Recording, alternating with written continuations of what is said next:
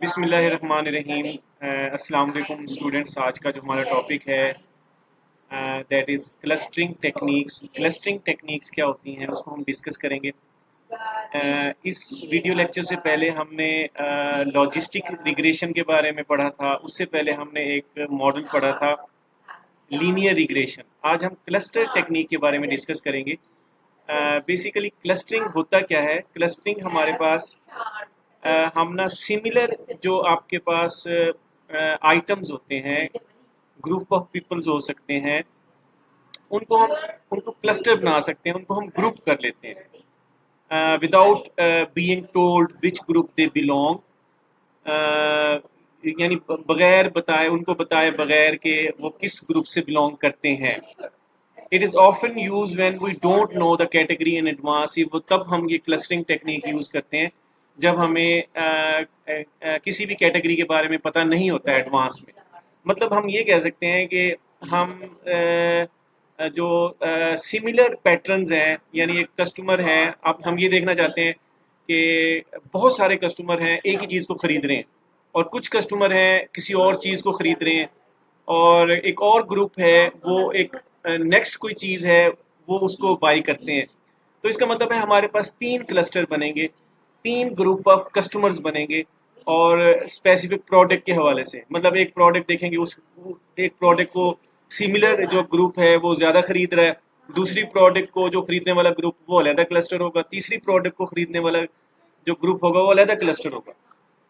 इसी तरह हमारे पास आगे हम देखेंगे imagine sorting students based on their scores but without being told who is strong or weak। आगे हम डिस्कस करते हैं ग्रुपिंग स्टूडेंट्स बाय परफॉर्मेंस। ये हमारे पास ना स्टूडेंट्स हैं, यहाँ पे हमारे पास 5 स्टूडेंट्स हैं। एक का नाम फातिमा है, एक का नाम आयशा है, एक का नाम जैनब है, एक का नाम तलत है, और एक का नाम उस्मान है। अच्छा, अब हमारे पास क्या है, इन्होंने ना डिफरेंट डिफरेंट सब्जेक्ट्स में इनके मार्क्स हैं। मैथ में और इंग्लिश में 2 सब्जेक्ट्स हैं। यानी यहाँ पे देखा जाए फातिमा के मार्क्स मैथ में 85 हैं, इंग्लिश में 60 हैं, और आयशा के मार्क्स मैथ में 70 हैं और इंग्लिश में 90 हैं।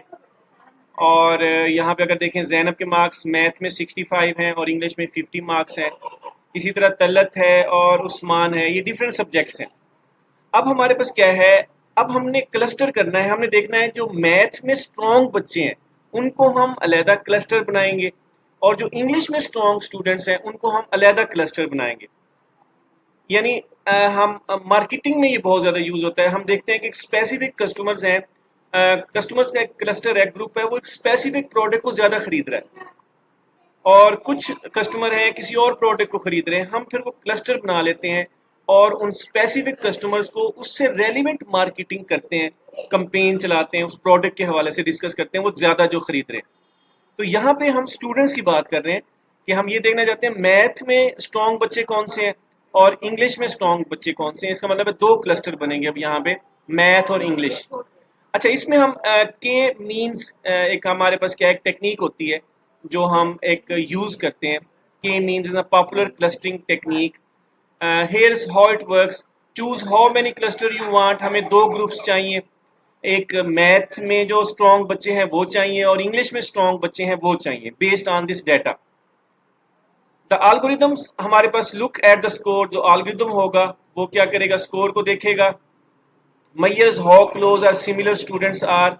फिर ये देखेंगे कि क्लोज और सिमिलर स्टूडेंट्स कौन कौन से हैं जो मैथ में स्ट्रॉन्ग हैं और इंग्लिश में स्ट्रॉन्ग हैं। ग्रुप सिमिलर स्टूडेंट्स टुगेदर, और आखिर में जो है ना जो सिमिलर आपके पास स्टूडेंट्स होंगे उनको वो ग्रुप कर देगा, जो मैथ में स्ट्रॉन्ग है या वो इंग्लिश में स्ट्रॉन्ग है। तो 2 ग्रुप्स हमारे बनने वाले हैं। आगे मैं इसमें आपको MS एक्सेल के ऊपर इसकी वर्किंग करते हैं, और मैं आपको इसी जो है टेबल को आगे हम वर्किंग करेंगे। इसमें देखेंगे कौन सा स्टूडेंट मैथ में ज़्यादा स्ट्रॉन्ग है और कौन सा क्लस्टर मैथ के क्लस्टर में आएगा और कौन सा हमारे पास इंग्लिश वाले क्लस्टर में आएगा। और इसमें अगर हमारे पास क्या है, cluster 1 student strong in math, और क्लस्टर 2 हमारे पास क्या है, स्टूडेंट स्ट्रॉन्ग इन इंग्लिश। अच्छा, अब हम इसको कैलकुलेट करते हैं, एक्सेल की तरफ हम मूव करते हैं। आप लोग भी एक्सेल के ऊपर वर्किंग करो ताकि हम इसको आसानी से जो है ना प्रैक्टिकल इम्प्लीमेंटेशन करें। अच्छा, ये क्लस्टर टेक्निक है, ये वर्किंग मैंने की हुई है, लेक्चर को शॉर्ट करने के लिए की हुई है। इसमें वही कैटेगरी है, मैंने वही टेबल यहाँ पे ले ली। अच्छा, अब हमारे पास क्या है, दो क्लस्टर बने हैं, एक मैथ की कैटेगरी बनी है, एक हमारे पास इंग्लिश का क्लस्टर बना है। तो यहाँ पे हमारे पास क्या है, यूक्लिडियन डिस्टेंस फार्मूला हम यूज करते हैं।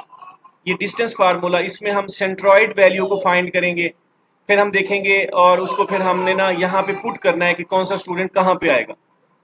तो अब जो बेसिकली हम जो स्टार्ट में हम इनिशियल वैल्यू हमें देनी होती है, हम कंसीडर कर लेते हैं यहाँ पे जो फातिमा है वो हमारे पास क्या है, क्लस्टर मैथ में, क्लस्टर हमारे पास क्या है, मैथ कर लेते हैं। और मैं आयशा जो है ना, ये हमारे पास क्या है, क्लस्टर हमारे पास क्या है, इंग्लिश के अंदर हमारे पास क्लस्टर है, उसके अंदर है। अच्छा जी, अब हमारे पास क्या है, अगर हम बात करते हैं, ये हमारे पास इनिशियल वैल्यू है। अच्छा, अब हम देखते हैं कि जैनब जो है ना, जैनब अब ये कौन से क्लस्टर में आएगी, मैथ में आएगी या इंग्लिश में आएगी। तो उसके लिए हमने ना ये फार्मूला कैलकुलेट करना है, मैथ के लिए अलहदा कैलकुलेट करेंगे और इंग्लिश के लिए अलहदा हम इसी यूक्लिडियन डिस्टेंस फार्मूला को कैलकुलेट करेंगे। तो इसमें हम अब देखेंगे, सबसे पहले हम इक्वल का सिंबल लगाएंगे। इक्वल का सिंबल लगाने के बाद अब हमारे पास x2 हमारे पास, अब यहाँ पे हमारे पास क्या है, हम मैथ के क्लस्टर के लिए कैलकुलेशन कर रहे हैं। x2 हमारे पास यहाँ 65 है। हम क्योंकि जैनब के मार्क्स को कैलकुलेट कर रहे हैं कि जैनब कौन से क्लस्टर में जा रही है, मैथ में जा रही है, जाएगी या इंग्लिश में जाएगी। अब मैंने ये जो आपके पास क्या है, 65 है, B5 इसका सेल एड्रेस है। इसको मैं माइनस करूंगा किसके साथ, जो यहाँ पे x1 है, जो हमारे पास एक वैल्यू है, और ये जो वैल्यू आ जाएगी, तो अब मैं क्या करूंगा, इसको पावर का फंक्शन यूज करूंगा क्योंकि हमने इसकी स्क्वायर पावर लेनी है, और कॉमा यहाँ 2 कर दूंगा। तो अब हमारे पास क्या है, ये x की वैल्यू हमारे पास यहाँ पे आ चुकी है 400। तो यहाँ पे हमारे पास क्या है, 400 हमारे पास x की वैल्यू यहाँ पे आई है। ठीक है जी। अच्छा, अब हमारे पास क्या है, इसमें यही चीज़ है कि हम पावर का फंक्शन लेंगे, उसमें से माइनस करेंगे, उसकी स्क्वायर रूट स्क्वायर ले लेंगे। अच्छा, इसी तरह अब हमने y की वैल्यू लेनी है। यहाँ 50 को माइनस करेंगे किसके साथ, 60 के साथ। और इससे पहले मैं पावर का फंक्शन लगाऊंगा एक्सेल के अंदर, ये एक बिल्ट इन फंक्शन है, यहाँ पे पावर का फंक्शन, और मैं यहाँ ब्रैकेट स्टार्ट करता हूँ और यहाँ पे मैं कॉमा लगा के 2 कर देता हूँ। इसका मतलब है ये स्क्वायर के लिए 2 होगा। अगर हम क्यूब लेंगे तो 3 कर देंगे, सो ऑन। ये पावर के लिए हम यूज़ करते हैं। तो मैं यहाँ पे एंटर करता हूँ, तो ये हमारे पास वैल्यू आ गई। अब हमारे पास क्या है, यहाँ पे देखिएगा, ये वैल्यू हमने x की वैल्यू यहाँ पे ये कैलकुलेट हो गई है, और y की वैल्यू हमारे पास ये 100 ये कैलकुलेट हो गई है। ये एक्सेल में मैं कर रहा हूँ आपको। और अब क्या है, हमने इन दोनों वैल्यूज को प्लस करना है, फिर इसका स्क्वायर रूट फाइंड करना है। तो मैं क्या करूँगा जी, 400 प्लस कर दूंगा जी 100। और अब मैंने यहाँ पे ना, इससे पहले SQRT का फंक्शन लगाना है स्क्वायर रूट का। तो अब मैं यहाँ लगाऊंगा और एंटर करूंगा, तो अब हमारे पास क्या है, 22 हमारे पास एक सेंट्रॉइड वैल्यू हमारे पास आ गई है, वैल्यू आ गई। अब सेंट्रॉइड वैल्यू अब हम इंग्लिश के लिए करेंगे, इंग्लिश के लिए वैल्यू कैलकुलेट करेंगे, फिर उसको कंपेयर करेंगे, फिर चेक करेंगे कि कौन सा कम है, जो कम होगा फिर वो ही उसी कैटेगरी में जाएगा। अब हमारे पास क्या है, अब इंग्लिश की बात करते हैं, तो मैं सबसे पहले वही वाली बात कि हमारे पास सबसे पहले तो यही वाली जैनब की मैं बात करता हूँ, माइनस अब हमारे पास क्या है, यहाँ से हम कैलकुलेट करेंगे दूसरी वाली वैल्यू, हम इससे कैलकुलेट करेंगे इस कैटेगरी में, यानी इंग्लिश की कैटेगरी में देखेंगे कि यहाँ पे इसकी डिफरेंस क्या आ रहा है। और इससे पहले मैं लगाऊंगा पावर का फंक्शन, और कॉमा सेपरेटेड करके मैं यहाँ पे 2 लिख दूंगा। अब मैं एंटर करता हूँ तो स्टूडेंट्स आपके सामने 25 आ गया। इसी तरह मैं यहाँ पे जो ये वाली वैल्यू है इसको माइनस करूँगा y2 माइनस y1 से, और उससे पहले मैं पावर का फंक्शन लगाऊंगा बच्चों, और उसके बाद मैं इसको 2 से क्या कर दूंगा, जो रिजल्ट आएगा 2 से मल्टीप्लाई, यानी इसको पावर ले लूँगा, उसकी स्क्वायर ले लूँगा उसको। अब मैं एंटर करता हूँ, ये हमारे पास 1600 आ गया। अब हमारे पास क्या है, वही वाली बात कि x की वैल्यू हमारे पास ये आ गई है इंग्लिश के केस में। मैथ के केस में हमने ये, यानी मैथ के केस में ये सारा काम करना है हमने यहाँ पे, और यही काम अब दोबारा हम इंग्लिश के केस में कर रहे हैं। अब मैं यहाँ पे क्या करूँगा जी, ये वाली वैल्यू प्लस करूँगा x को किसके साथ जी, y के साथ, और जो रिजल्ट आएगा ना उसको मैं स्क्वायर रूट कर दूंगा। ये ऑटोमेटिकली एक्सेल हमें कैलकुलेट करके दे देगा। और मैं यहाँ पे एंटर करता हूँ, अब हमारे पास 40 है, ये 40 है, ये 22 है। कम वैल्यू कौन सी है, मैथ की है, मैथ की हमारे पास कम है। जो डिफरेंस, जो कम वैल्यू होगी, जो कम हमारे पास क्या है रिजल्ट आएगा, हम उस कैटेगरी में उसको ले जाएंगे। इसका मतलब ये है कि जो अब आयशा जैनब है, अब वो यहाँ पे लाई नहीं करेगी, ये डिफरेंस ज़्यादा है और ये डिफरेंस कम है, तो मतलब ये लाइकली है कि हम इसको यहाँ पे हम रखेंगे। तो मैं यहाँ पे लिख देता हूँ जैनब, और यहाँ पे आपके पास इसका रिजल्ट आ जाएगा जी जनाब। तो ये यहाँ जैनब यहाँ पे लाई करती है। अब जैनब हमारे पास यहाँ पे आ गई है। अब यहाँ पे आप देख भी सकते हैं क्योंकि इसके 50 मार्क्स इंग्लिश में हैं और मैथ में ज़्यादा हैं, तो इसका मतलब है ये यहाँ पे लाई करेगी, यहाँ पे लाई नहीं करेगी। अब तलत की हम बात करते हैं। दोबारा से मैं इसकी वर्किंग करता हूँ।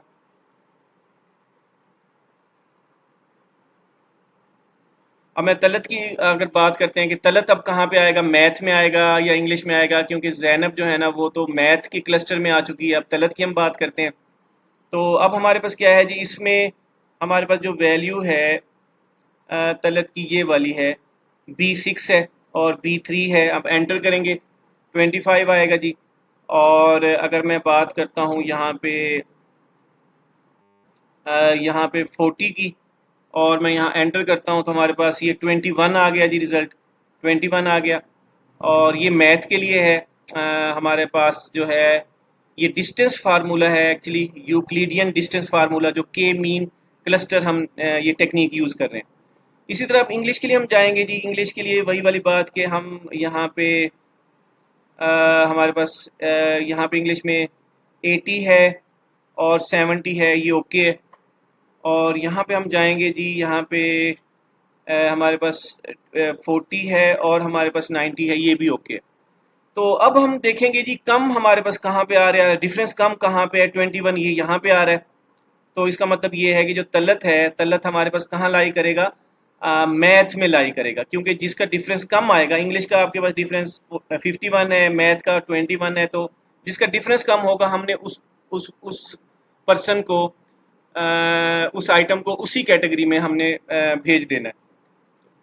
तो मैं यहाँ पे तलत को लिखता हूँ और मैं यहाँ पे इसको यहाँ से राइट यहाँ से कॉर्नर से पकड़ के ड्रैग कर लेता हूँ। अच्छा, अब हमारे पास रह गया जी उस्मान। उस्मान हम इसके लिए निकालते हैं एक्स की वैल्यू। अब यहाँ पे जरा देखिएगा, हमारे पास B6 है, मैं यहाँ पे इसको क्लिक कर देता हूँ। ये फार्मूला एक दफ़ा बनाना मुश्किल है, ये ज़ीरो आ गया डिफरेंस इसका। और यहाँ पे C हमारे पास क्या है, 7 है, और यहाँ पे भी डिफरेंस आपका ज़ीरो आ गया। और ये हमारे पास ज़ीरो ज़ीरो ज़ीरो रिज़ल्ट है आउटकम मैथ के लिए। इंग्लिश के लिए हमारे पास क्या है, ज़रा देखते हैं जी। हमारे पास क्या है, वही यहाँ पे हम क्या करेंगे जी, B6 है, और यहाँ पे आपके पास क्या है, B4 तो सेम रहेगा, यानी मैथ के लिए B3 सेम रहेगा और इंग्लिश के लिए यहाँ पे जो आपके पास X1 है सेम रहेगा। तो अब मैं इसको एंटर करता हूँ और यहाँ पे हमारे पास क्या है जी, 60 को मैं करता हूँ 60 और यहाँ 90 है, तो ये हमारे पास 34 है। इसका मतलब है ये आपका डिफरेंस कम है, तो हमारे पास जो है ना उस्मान भी हमारे पास कहाँ पे आ रहा है जी, मैथ में लाई कर रहा है। You need to understand it. हमारे पास सबसे पहले तो हमारे पास एक ग्रुप है स्टूडेंट्स का, जिसमें मैथ और इंग्लिश के मार्क्स हैं उनके। तो हम अब देखना ये चाहते हैं कि मैथ वाले स्ट्रॉन्ग बच्चे कौन से हैं और इंग्लिश में स्ट्रॉन्ग बच्चा कौन सा है, कौन से बच्चे हैं। तो सबसे पहले तो हमने ना दो हमने क्लस्टर बनाए, मैथ और इंग्लिश। और पहले हमारे पास क्या है, फातिमा को हमने इनिशियली मैथ में पुट कर दिया और आयशा को हमने कहाँ पुट कर दिया, इंग्लिश में, इंग्लिश के क्लस्टर में पुट किया। अब जब जैनब है, अब जैनब कौन से क्लस्टर में जाएगी उसकी कैलकुलेशन होगी। उसकी कैलकुलेशन के लिए हम यूक्लिडियन डिस्टेंस फार्मूला है वो कैलकुलेट करेंगे। पहले मैथ इसमें यही है, पहले x2 की वैल्यू है वो हम कैलकुलेट करेंगे। अब जिस तरह मैं x2 की वैल्यू, अब हमारे पास जैनब के केस में हमारे पास ये x2 है और x1 हमारे पास क्या है, 85 है, और यहाँ फार्मूला लगा हुआ है, मैं एंटर करूँगा, इसका मतलब है 400 आ गया। अब y2 क्या है जी जैनब के केस में, जब वो मैथ से रिलेटेड है, y2 हमारे पास क्या है जी, y2 हमारे पास ये है, y2 हमारे पास कौन सी वैल्यू है जी, वो हमारे पास है ये वाली वैल्यू, तो 50 है, और y1 हमारे पास 60 है। तो इसका पहले तो सबसे पहले उसमें से वो माइनस होगा, फिर जो है ना सम, फिर उसके बाद उसका स्क्वायर आ जाएगा। तो ये हमारे पास 22 आ गया।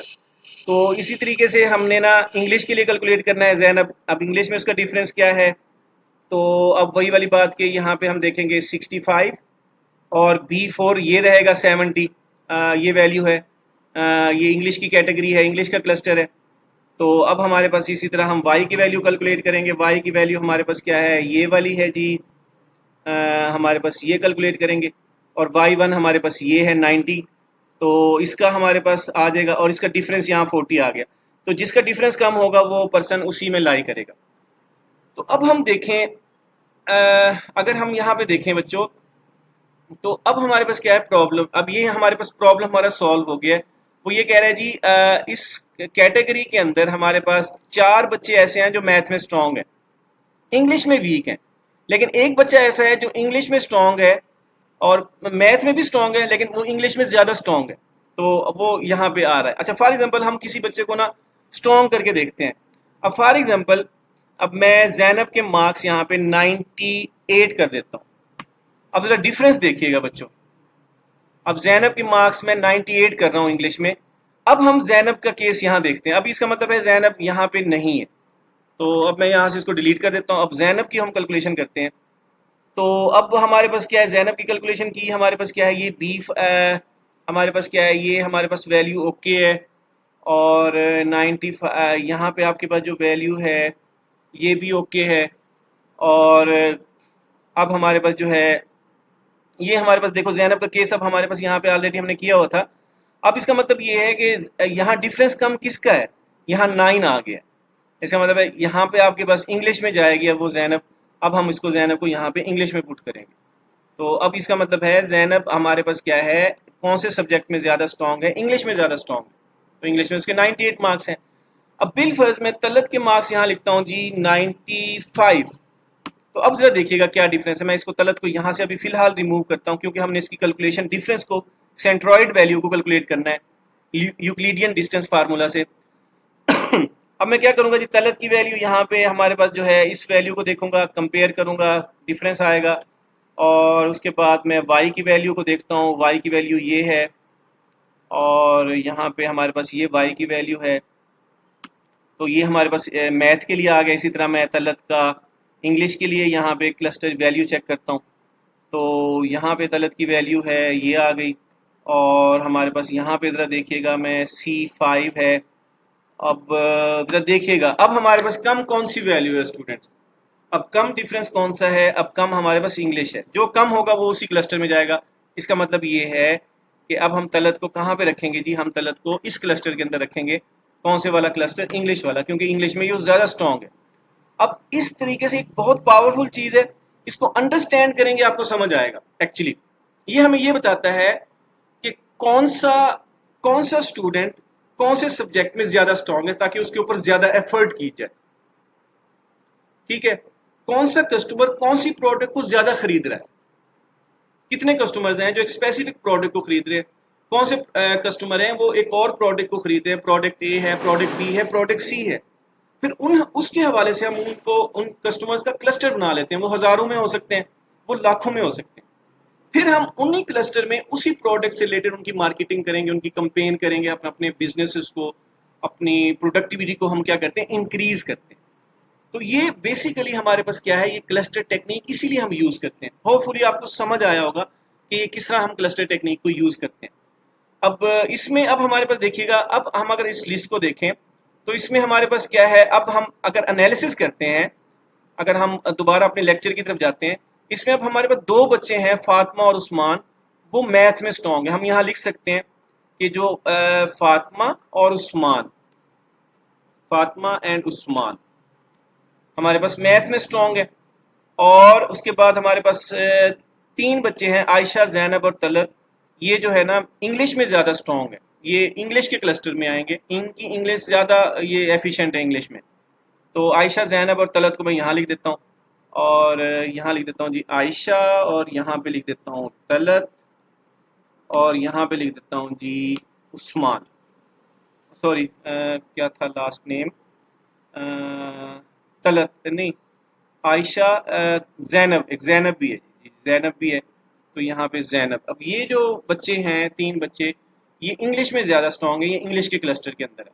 तो अब स्पेसिफिक ऑर्गेनाइजेशन को पता लग जाता है कि ये 2 बच्चे जी मैथ में स्ट्रॉन्ग है और ये जो 3 बच्चे हैं इंग्लिश में स्ट्रॉन्ग हैं, इसी तरह जितने भी सब्जेक्ट्स हैं हम क्लस्टर बना सकते हैं, जितने चाहें क्लस्टर बना सकते हैं, लेकिन उसकी कैलकुलेशन में आपको बहुत ज़्यादा केयरफुल होना पड़ेगा और उसके लिए वही यूक्लिडियन फार्मूला हम यूज़ करते हैं। कैसे कैलकुलेट करते हैं मैंने आपको MS एक्सेल के अंदर करके दिखाया है। स्टूडेंट्स आप भी इसकी प्रैक्टिस करो, ज़्यादा मुश्किल नहीं है, आप इजीली इन सारी चीज़ों को कर सकते हो। अब इसी तरह हमारे पास क्या है, अब मैं यहाँ पे फॉर एग्जांपल मुख्तलिफ कस्टमर लिखता हूँ, यहाँ पे कस्टमर लिखता हूँ जी, 5-10 कस्टमर्स हैं। यहाँ पे मैं लिखता हूँ जी आईफोन, यहाँ लिखता हूँ ओप्पो, यहाँ पे लिखता हूँ जी इन्फिनिक्स। आईफोन को कितने लोग पसंद कर रहे हैं, ठीक है, और ओप्पो को कितने लोग जो है ना पसंद करते हैं, ख़रीदते हैं एक वीक में या मंथली बेसिस के ऊपर या डेली बेस के ऊपर। तो उसको भी हम चेक कर सकते हैं कि कौन से कस्टमर हैं जो आईफोन को ख़रीदने वाले हैं और कौन से कस्टमर हैं जो इन्फिनिक्स से रिलेटेड हैं, कौन से हैं जो ओप्पो से रिलेटेड हैं। तो हमें पता लग जाएगा उनकी जो है ना परचेजिंग पावर क्या है, तो उस हिसाब से फिर हम टारगेटिंग मार्केटिंग करते हैं, कंपेन्स चलाते हैं, सो ऑन। तो इस लेक्चर को थोड़ा सा आगे मजीद देख लेते हैं। The way teachers can give extra help where needed, जब हमें पता लग जाता है उनको एक्स्ट्रा हेल्प दी जाती है। Created tailored lesson plans for different groups, अब हमें पता लग गया कि ये इंग्लिश में ज़्यादा स्ट्रॉन्ग है, मैथ में वीक है, इनके ऊपर हम इंग्लिश में भी एफर्ट करते रहेंगे, मैथ को थोड़ा ज़्यादा अच्छे तरीके से इनको अंडरस्टैंड करवाएंगे, और मैथ में जो स्ट्रॉन्ग बच्चे हैं उनको इंग्लिश पे फोकस किया जाएगा, और मैथ पे तो वैसे ही फोकस करें, इंग्लिश पे फोकस किया जाएगा, सो ऑन। अच्छा जी, अब हमारे पास क्या है, why cluster is useful education grouping students by learning level, हम बच्चों को लर्निंग लेवल के हिसाब से ग्रुप कर सकते हैं। बिजनेसेस कैसे यूज कर सकते हैं, segmenting customers by buying behaviour, उनका जो बाइंग बिहेवियर है तो उसके अलावा से सेगमेंटेशन कर सकते हैं हम कस्टमर्स की, सेगमेंट्स बना सकते हैं हम, टारगेट ऑडियंस को देख सकते हैं कि कौन सा कस्टमर है, उसकी बाइंग पावर कितनी है, तो उस हिसाब से हम अपनी मार्केटिंग कंपेन करते हैं। Health care clustering patient bye symptoms, हम पेशेंट्स हैं उनकी सिम्टम्स हैं उसके अलावा उसके हिसाब से पेशेंट्स को क्लस्टर कर सकते हैं। मार्केटिंग है identify similar product interest, marketing में सिमिलर प्रोडक्ट है उसका इंटरेस्ट क्या है उसको हम चेक कर सकते हैं। तो स्टूडेंट्स अब इसको ज़रा आप लोग देखें। अब ये लॉजिस्टिक रिग्रेशन क्या है, ये हमने पिछले टॉपिक में पढ़ा था। के मीन्स क्या है क्लस्टर, अब इसमें लॉजिस्टिक रिग्रेशन में हमने यही देखा था कि जिसका आउटकम येस या नो हो, प्रोबेबिलिटी जिसका आंसर 0 से 1 तक होता है, 0.85 का मतलब है 85%, और ये हमारे पास येस में आएगा, पास में आएगा। और यहाँ पे क्लस्टरिंग के means group similar data points with labels, यहाँ क्लस्टर है, ग्रुप 1 है, ग्रुप 2 है, ग्रुप 3 है, इसमें हम ग्रुप्स बनाते हैं सिमिलर इंटरेस्ट के लोगों को एक ग्रुप के अंदर, एक क्लस्टर के अंदर कर लेते हैं। थोड़ा सा लेक्चर ट्रिकी है but it is very interesting. आप जब इसको सीख जाओगे, आप इस पर काम करना तो आपके लिए आसान होगा। अब मैंने ये आपके सामने बनाया है, मुझे एक दफ़ा मुश्किल लगा है कि ये यूक्लिडियन फार्मूला कैसे लगाऊं, लेकिन जैसे ही मैंने लगा लिया अब मैंने बाकी वैल्यूज़ खुद ब खुद मैं कैलकुलेट कर सकता हूँ। मैनुअली आप करेंगे आपके लिए बहुत ज़्यादा मुश्किल होता चला जाएगा, जितनी वैल्यूज़ बढ़ती जाएंगी, जितने क्लस्टर बढ़ते जाएंगे, तो आपने सबका डिफरेंस फिर फाइंड करना है। फिर जो मिनिमम डिस्टेंस वाला होगा उसी कैटेगरी में जाएगा जहाँ पे वो डिफरेंस आ रहा है। थैंक यू वेरी मच, दुआओं में याद रखिएगा, लेक्चर को आगे फॉरवर्ड करें, कमेंट्स करें, सब्सक्राइब करें। Computer science and entrepreneurship ICS की जो न्यू कंप्यूटर बुक है PCTB की तरफ से, तो उन बच्चों को भेजें ये लेक्चर जो आप अगर आपके जानने वाले हैं, अपने सोशल मीडिया पे शेयर करें। Thank you very much, take care of yourself.